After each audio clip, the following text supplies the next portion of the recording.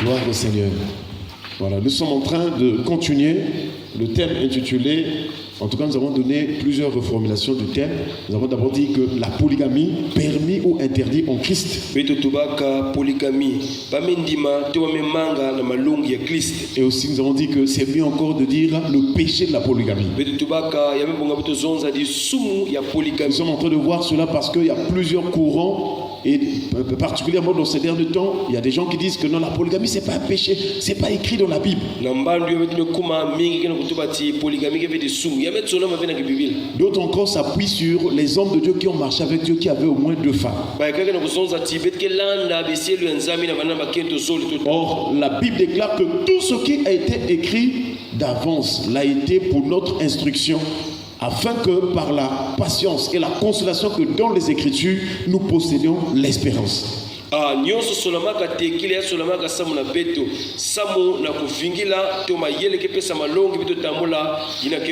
Donc Dieu a placé des choses dans la Bible pour nous enseigner, nous qui sommes parvenus à la fin des siècles. Est-ce qu'on peut acclamer le Seigneur? Et nous avons vu dans le premier sous-thème que dans la vision de Dieu, il n'y avait pas de polygamie. Il a créé un homme pour une femme pour un homme. Le deuxième sous-thème que nous avons vu, c'est l'origine de la polygamie. Nous avons vu que la polygamie vient de la descendance de Caïn. Or, la voix de Caïn, c'est la voix du diable.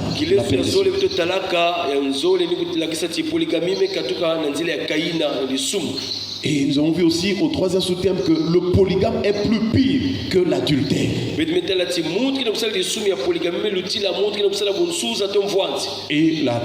quatrième sous-thème que nous avons vu, c'est le problème d'interprétation biblique.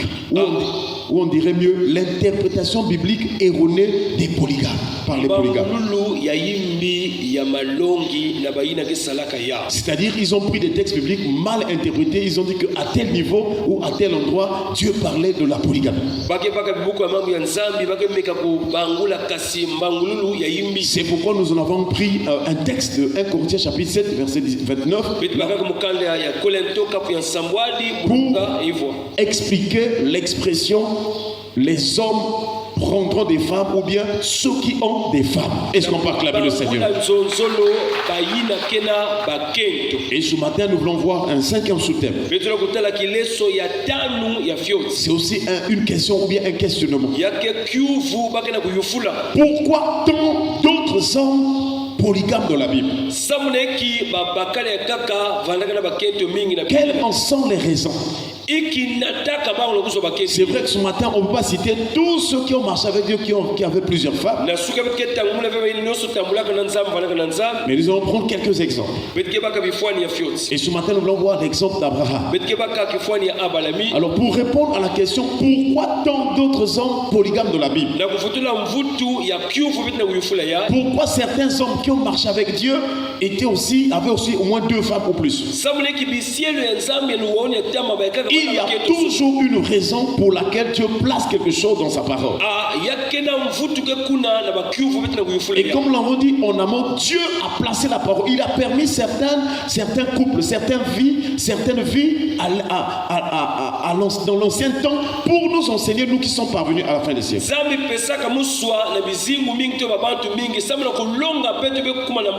Par exemple, pour la vie d'Abraham, quelles en sont les raisons? Pourquoi Abraham avait eu 2 femmes?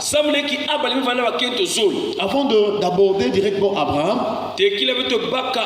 nous devons voir d'abord la première raison pour tous les hommes. Est-ce qu'on peut acclamer le Seigneur? Parce que dans la Bible, nous avons au moins 3 grandes parties. 3 grandes périodes de temps. Et la première période, c'est la période pendant laquelle le péché n'était pas encore entré dans le monde. La deuxième période, c'est celle pendant laquelle le péché est entré dans le monde. Et la troisième personne, c'est celle qui constitue donc la période de la restauration. Puisque les hommes ont péché, Christ est venu comme le sauveur du monde pour sauver les pécheurs. Est-ce qu'on va taper le Seigneur?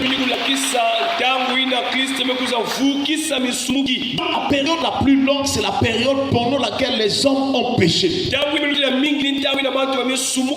Et là, nous voyons une partie de la conscience, une partie de la grâce, nous voyons une partie de la loi, nous voyons les prophètes. Tous, ils sont là dans cette période où le péché est entré dans le monde.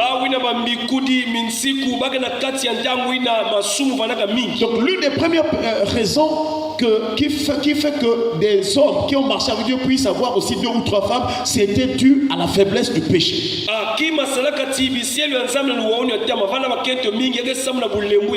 Tous ont péché. Que ce soit les Abraham, ils étaient sujets à faiblesse. Parce que dans leur corps humain, il y avait la nature pécheresse. David a dit, je suis né dans l'iniquité, ma mère m'a conçu dans le péché. Donc, tout homme qui naît de la nature humaine, cette nature est déchue. Que tu sois un prophète, que tu sois quelqu'un qui a des dons spirituels, d'abord en tant qu'humain, dans cette nature-là, il y a le mystère du péché. Voilà pourquoi Paul, il est en train d'expliquer que le bien que je veux faire, je ne le fais pas, et le mal que je ne fais pas, c'est ce que je fais. Je trouve au moins 2 lois. Et il dit que ce n'est plus moi qui fais cela, mais c'est le péché qui habite en moi, c'est-à-dire dans ma chair. Est-ce qu'on peut acclamer le Seigneur? Donc, ceux qui ont marché avec Dieu, la première raison qui fait qu'eux aussi qu'ils aient des femmes, c'est parce qu'ils étaient aussi des hommes.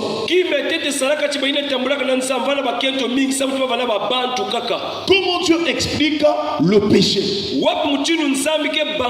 Donc, le péché, c'est une loi. C'est une loi qui impose la mort. C'est une loi qui impose la faiblesse. Quand le péché atteint une personne, celle-ci tombe spirituellement. Celle-ci est dans la faiblesse. Voilà pourquoi hier nous avons vu que le péché veut dire la chute, veut dire tomber. Dans Romains chapitre 3 verset 23, il est écrit: car tous sont péchés et sont privés de la gloire de Dieu. Quand on dit tous là, y compris les Abraham, y compris les Salomon, y compris les prophètes. Et Paul au Romains chapitre 5 verset 12 explique ceci. Il dit: c'est pourquoi, comme par un seul homme le péché est entré dans le monde, et par le péché la mort, et qu'ainsi la mort s'est étendue sur tous les hommes, parce que tous ont péché. Donc tout le monde, et ceux qui ont marché avec Dieu, et ceux qui n'ont pas cru en Dieu, tous étaient influencés ou sont influencés de par la nature pécheresse, par le péché. Et c'est là où lorsque Paul explique les choses, il explique encore quelque chose de très grand. Dans Romains chapitre 11, le verset 32 à 33, nous sommes en train d'expliquer comment est-ce que tous les hommes étaient sujets à faiblesse. Même les sacrificateurs et les souverains serviteurs, ils étaient sujets à faiblesse. Voilà pourquoi quand il entrait pour l'expiation, lui aussi il offrait pour ses propres péchés. Est-ce qu'on peut acclamer le Seigneur? Et en passant, j'aimerais te dire, ne sois pas là en train d'accuser ton prochain. Un tel a péché, un tel. Toi aussi tu es sujet à pécher. Ne regarde pas d'abord la paille qui est dans l'œil de ton frère. Regarde d'abord la poutre qui est dans ton œil. Tout le monde, tous les hommes, sauf le Fils de l'homme Jésus-Christ qui n'avait point de péché. Est-ce qu'on peut acclamer le Seigneur? Jésus n'avait pas de péché parce que la chair, le corps que le Père lui avait formé, lui avait donné, c'était une chair qui n'avait point de péché. Dans Romains chapitre 8, la Bible déclare: Dieu a envoyé son Fils dans une chair semblable à celle du péché.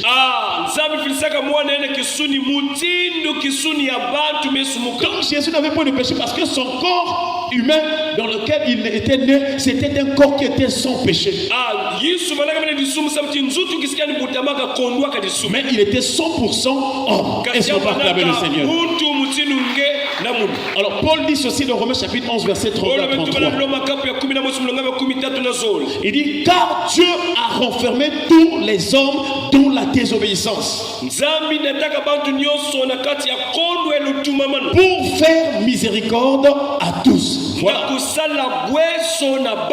Nous voyons donc le mystère. Donc Dieu a renfermé tous les hommes dans la désobéissance. C'est-à-dire que tous les hommes ont péché afin que Dieu vienne comme le Dieu miséricordieux pour sauver les hommes par la foi. Car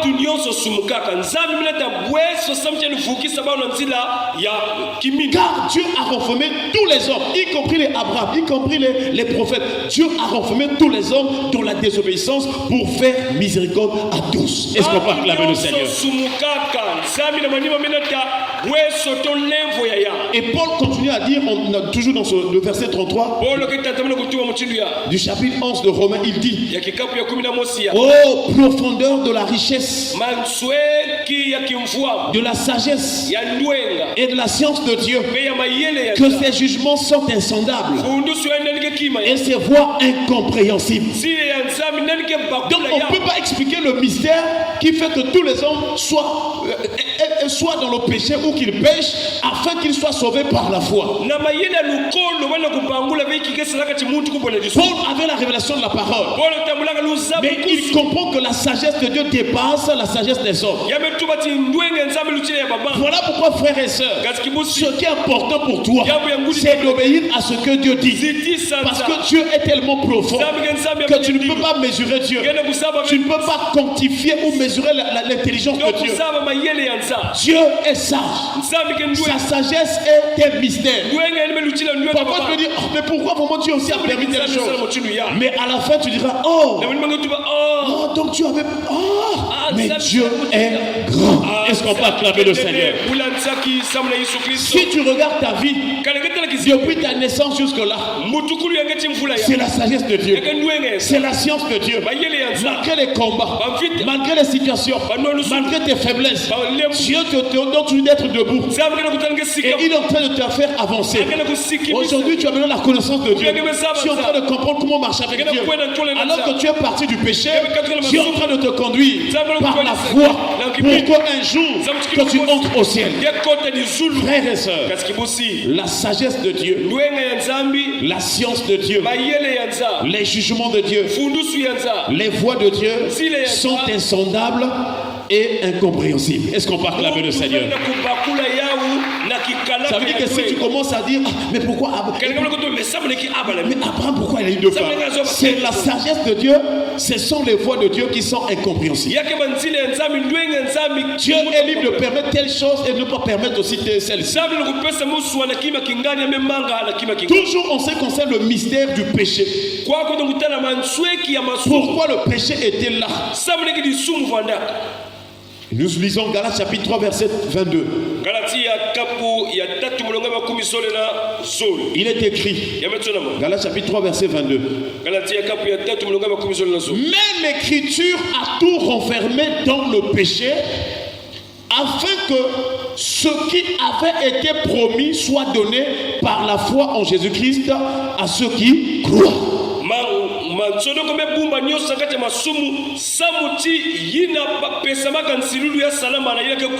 Je ne sais pas si tu es en train de comprendre. Donc tous les hommes ont péché et tout, ils ont eu des faiblesses. La Bible déclare que l'écriture, la parole de Dieu, a tout renfermé dans le péché, afin que ce qui avait été promis soit donné par la foi en Jésus-Christ à ceux qui croient. Puisque le diable a fait rentrer le péché, il a poussé l'homme à pécher. Le diable pensait qu'il a gagné. Il pensait que désormais l'homme créé à l'image de Dieu, à la ressemblance de Dieu, va maintenant suivre ma voie.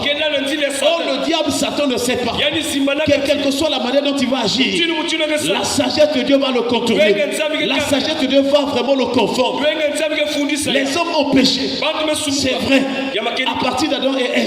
Mais Dieu va utiliser ses moyens pour sauver le pécheur par la foi. Alléluia. Voilà pourquoi si aujourd'hui tu es dans le péché, le Seigneur te dit de croire au Sauveur. C'est tout un mystère. Le péché est là, les hommes sont faibles, mais le Seigneur, il a envoyé sa parole afin que sa parole est guérie. Guérie de quoi? Guérie de la maladie du péché. Est-ce qu'on peut acclamer le Seigneur? Quand Jésus est venu, il dit que ce ne sont pas ceux qui se portent, qui sont en bonne santé, qui ont besoin du médecin, mais ce sont les malades. Donc le péché entré, c'est vrai. Mais Dieu va utiliser sa puissance pour sauver les pécheurs par la foi. Donc, tous les hommes ont péché, mais Dieu emmène la foi afin que ceux qui croient soient sauvés. Donc la première raison qui fait que même les Abraham ont eu aussi 2 femmes, puisque la polygamie c'est un péché, c'est parce qu'eux aussi ils étaient des hommes, ils étaient sujets à faiblesse. La deuxième raison, donc nous avons compris la première raison, c'est à cause du péché. Tous les hommes devaient pécher afin que le Sauveur vienne pour sauver les hommes au moyen de la foi.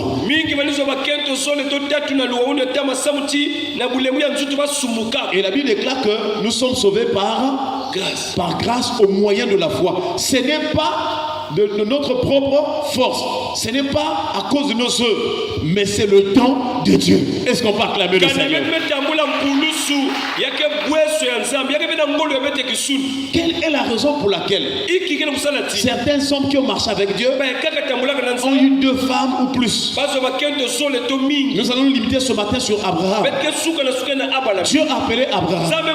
Hier nous avons vu dans dans Genèse chapitre 11 verset 29 que Abraham et Nacor, chacun avait pris sa femme. Donc au départ, Abraham était en train de faire la volonté de Dieu, quoi qu'il soit encore incirconcis, mais il avait pris une femme. Après, nous voyons dans Genèse chapitre 12, Dieu lui fait la promesse. Et quand Dieu lui fait la promesse est en train de courir. La parole est en train de courir. Frères et sœurs, quand Dieu te promet quelque chose, cette parole, cette prophétie, cette promesse te suit. La Bible déclare que si la prophétie tarde, attends-la. C'est une prophétie dont le temps est déjà fixé. Si elle tarde, attends-la. C'est une prophétie qui marche vers son temps. Elle va s'accomplir un jour. Attends-la, car elle s'accomplira certainement. Est-ce qu'on peut acclamer le Seigneur? Mais comme les hommes sont sujets à faiblesse, ils sont faibles. Avant que la promesse ne s'accomplisse, quelque chose va se passer. La femme d'Abraham, Sarah, voyant l'âge avancé, voyant la vieillesse, au lieu de voir à la promesse, au lieu de voir à la puissance de Dieu, voilà comment la faiblesse du péché peut faire. Dieu peut te dire quelque chose, mais à cause de la faiblesse du péché, tu commences à faire les choses par toi-même. Sarah donc va proposer à Abraham. Ah, mais moi je suis devenu vieille. Est-ce que je vais encore avoir des enfants? Va vers ma servante Agar. C'est comme ça que Abraham a eu donc en même temps sa femme légitime, sa femme Sarah, et aussi il a aussi mis au monde avec Agar. C'était une proposition que Sarah avait faite. Et c'est dans la parole que nous allons comprendre que la deuxième raison pour laquelle les hommes qui ont marché avec Dieu ont eu parfois 2 femmes, c'était tout un enseignement que Dieu voulait donner à l'humanité et aussi au peuple de Dieu. En ce moment-là, on va plus voir Abraham comme un polygame. On va voir que dans le plan de Dieu, Dieu veut enseigner quelque chose parmi les hommes. Est-ce qu'on peut acclamer le Seigneur? Est-ce que tu es en train de comprendre la parole de Dieu? Nous voyons donc Abraham, il est en train de faire ce qui n'était pas vraiment dans la volonté de Dieu. Il va aller donc vers Agar. Ils vont avoir un enfant. C'est le premier enfant d'Abraham. Il va s'appeler Ismaël. Mais vous allez voir, quand Dieu va appeler Abraham pour l'éprouver, dans Genèse chapitre 22, Dieu dit à Abraham, prends ton fils, ton unique. Alors qu'Abraham avait déjà le premier fils, Ismaël. Mais Dieu lui dit de prendre Isaac. Et Dieu dit à Abraham, prends ton fils, ton unique. C'est comme si Abraham n'avait qu'un seul fils. Pourquoi? Parce que Dieu voulait enseigner que notre fils là, c'est un fils qui est né selon la chair. C'est là où nous comprenons qu'Abraham avait deux femmes parce que Dieu voulait enseigner parmi les hommes deux alliances, la chair et l'esprit. Et c'est comme ça que les choses fonctionnent. Dieu voulait enseigner, puisque Abraham est le père de la foi, que nous sommes partis de la chair, nous sommes partis de la nature adamique. Mais ce qui est spirituel, ce qui est de la promesse, s'accomplit ensuite. Le premier Adam est vraiment, c'est un homme. Il est terrestre. Mais le deuxième Adam, il est spirituel. Il vient du ciel.